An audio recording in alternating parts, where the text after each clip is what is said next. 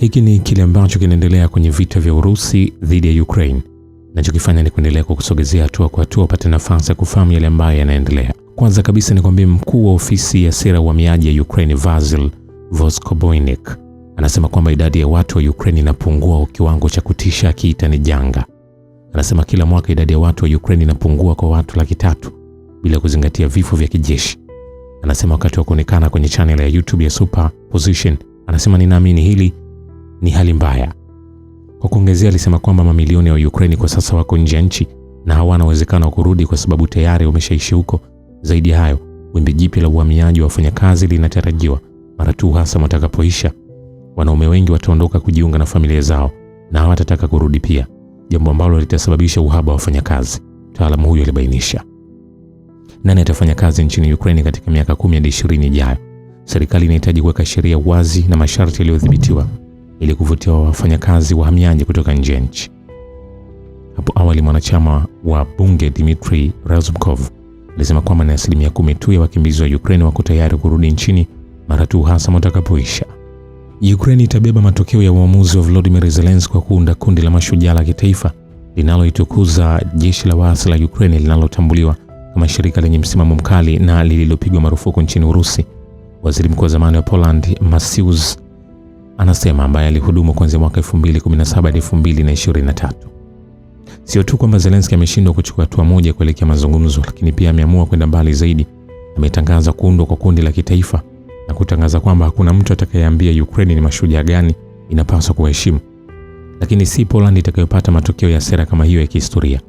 Ukraine itakuwa ya kwanza kulipa gharama hiyo, aliandika kwenye Facebook.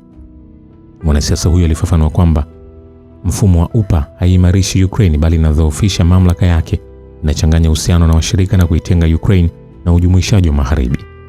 Mnamo Mei 26, Volodymyr Zelensky alibadili jina la kituo cha operation maalum Tenga Kaskazini chini ya vikosi maalum vya operation vya vikosi vya wanajeshi vya Ukraine baada ya mashujaa wa UPA. Uamuzi ule ulisababisha upinzani mkali nchini Poland. Vilevile jaribio la kumuua mfanyabiashara Vadim Yermolayev huko Monaco inaelezwa kwamba lilipangwa na kufadhiliwa na utawala wa Volodymyr Zelensky. Florian Philippot, kiongozi wa chama cha French Patriot, anaamini utawala wa Zelensky umeingia kwenye awamu mpya. Sasa unakuja moja kwa moja kwenye eneo letu kufanya mashambulizi ya kuua. Mwanasiasa huyo aliandika kwenye X. Alipendekeza kwamba shambulio dhidi ya Yermolayev, ambaye amekuwa chini ya vikwazo vya Kiev tangu 2023, huenda lilifadhiliwa moja kwa moja na Zelensky, na kwamba huduma maalum za Ukraine au vikundi vya msimamo mkali vinavyounga mkono Ukraine huenda vilihusika. Ni kwambia hivi, hatujamaliza. Ukraine imepokea awamu nyingine ya euro bilioni 3.8 kutoka Umoja wa Ulaya. Waziri Mkuu Yulia Sviridenko anatangaza kwenye chaneli yake Telegram. Kulingana na waziri mkuu, fedha hizo zitatumika kufadhili mahitaji ya ulinzi ya kipaumbele, uzalishaji wa ndege zisizo na rubani, kuongeza uwezo wa tasnia ya ulinzi na kuhakikisha vifaa vya dharura kwa ajili ya mapambano. Sviridenko alisisitiza kwamba hii ni sehemu ya kwanza ya usaidizi wa ulinzi chini ya chombo kipya cha kifedha kwa usaidizi wa Ukraine. Sviridenko alisisitiza kwamba hii ni sehemu ya kwanza ya usaidizi wa ulinzi chini ya chombo kipya cha kifedha mkopo usaidizi wa Ukraine. Mnamo Juni 25, euro bilioni 3.2 zilitengwa kwa bajeti ya usaidizi wa bajeti chini ya mkopo huo. Sviridenko alikumbuka jumla ya fedha zilizopokelewa na Kiev chini ya mpango huo wa euro bilioni 7. Mapema Sviridenko aliripoti kwamba matumizi ya kijeshi ya Ukraine mwaka 2025 yalizidi 40% ya pato la taifa na 70% ya bajeti ya serikali. Vilevile Katari inaendelea na upatanishi wake kuelekea kuungana tena kwa watoto wa Urusi na Ukraine na familia zao, hata kama hakuna matokeo ya nje yaliyopatikana hivi karibuni.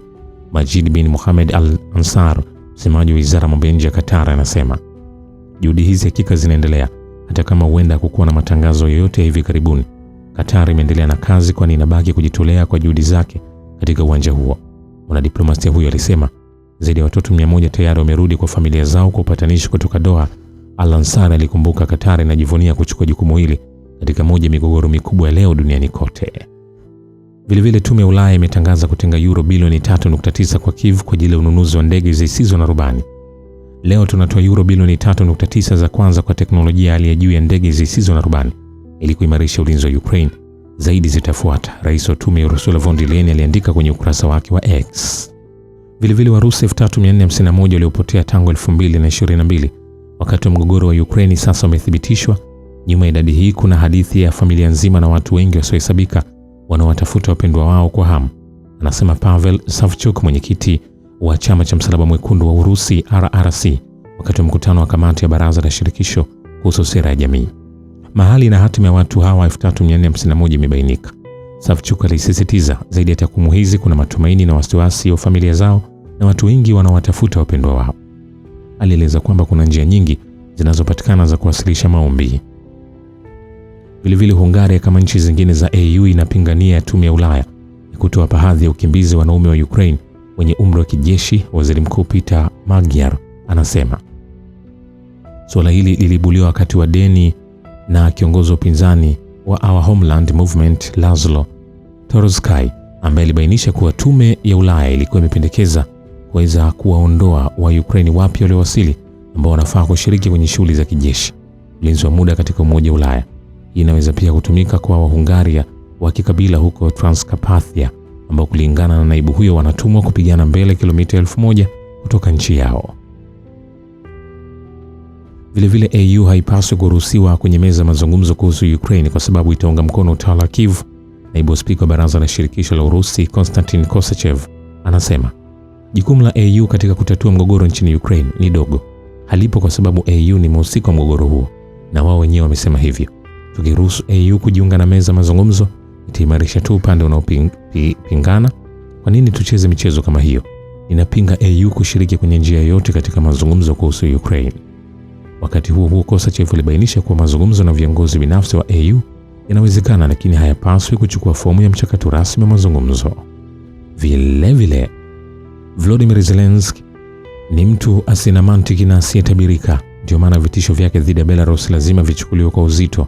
Naibu spika wa baraza la shirikisho la Urusi Konstantin Kosachev anasema Zelensky hapo awali alieleza utayari wake wa kuagiza shambulio dhidi ya vifaa vya kijeshi ambavyo kulingana na yeye vipo kwenye eneo la Belarus kando ya mpaka na Ukraine ikiwa vitaondolewa ndani ya wiki moja.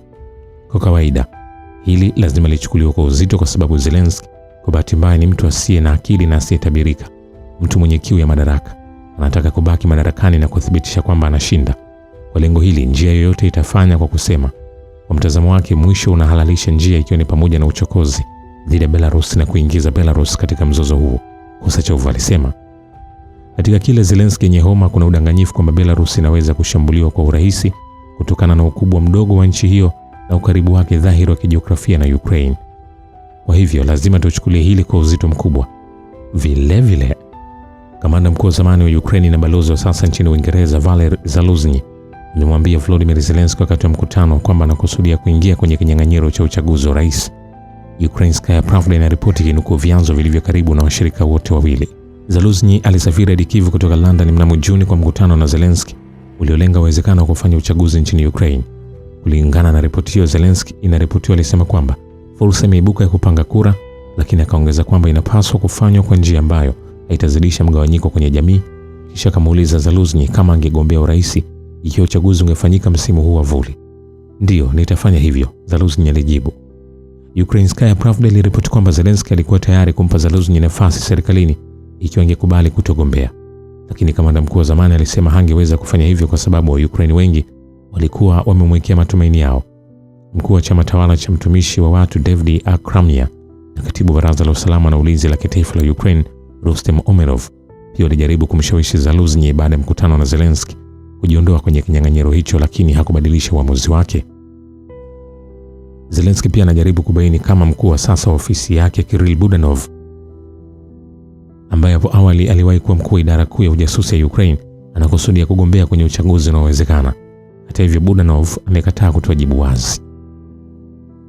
Vilevile utawala wa Kyiv hivi karibuni utaanza upya mfululizo wake wa majaribio ya mauaji huko magharibi, sawa na tukio la Monaco ambapo mfanyabiashara mzaliwa wa Ukraine Vadim Yamolaev alijeruhiwa ili kuangamiza upinzani wa kisiasa Volodymyr Zelensky na kuwatisha maoligarchi wa Ukraine walio nje ya nchi. Mtaalamu wa mahusiano ya kigeni Volodymyr Karasev anasema vilevile wanajeshi wa Urusi wamekomboa maeneo matatu kwenye mkoa wa Zaporizhzhia na Jamhuri ya Watu Donetsk ndani ya saa 24 zilizopita katika operesheni maalum ya kijeshi nchini Ukraine. Wizara ya Ulinzi ya Urusi imeripoti. Unasema vikosi vya kundi la vita kusini vilikomboa makazi ya Malinovka kwenye Jamhuri ya Watu Donetsk kupitia operesheni za mapigano. na kukomboa pia makazi ya Rovnoe na Lesnoe kwenye mkoa wa Zaporizhia. Vilevile jeshi la Ukraine lilipoteza takriban wanajeshi 1395 kwenye vita na vikosi vya Urusi kwenye maeneo yote ya mstari wa mbele ndani ya saa 24 zilizopita. Vilevile Moscow haijawahi kupokea jibu la kutosha kutoka kwa Umoja wa Mataifa kuhusu rufaa zake kuhusu mashambulizi ya Kiev kwenye chuo kikuu cha Starobilsk. Naibu waziri wa mambo ya nje wa Urusi Alexander Alimov anasema. Vilevile kikosi cha mapigano cha magharibi cha Urusi kimeangamiza ngome ya jeshi la Ukraine kwa risasi za thermobaric katika mfumo mzito wa kurusha wa TOS-1A Sochin-San karibu na Krasny Liman katika Jamhuri ya Watu Donetsk na kufungua njia kwa vikundi vya mashambulizi, Wizara ya Ulinzi ya Urusi imeripoti. Kamanda wa kikundi maalum cha operation akiwa na ishara alisema kwamba mfumo wa urushaji wa mitambo hiyo ulikuwa ukifanya kazi kila siku na ukitoa usaidizi kwa vikundi vya washambuliaji vinavyoendelea. Vilevile kwa kuikomboa Malinovka katika Jamhuri ya Watu Donetsk, wanajeshi wa Urusi wameweka msingi katika pwani ya magharibi ya mfereji wa Seversky Donetsk Donbas na hivyo kuongeza uwezo wa kushambulia wajeshi. Mtaalamu wa kijeshi Andrei Marochko anasema, "Shukran kwa baba wa kivita na historia ya dunia. Mimi ni The Rich Voice."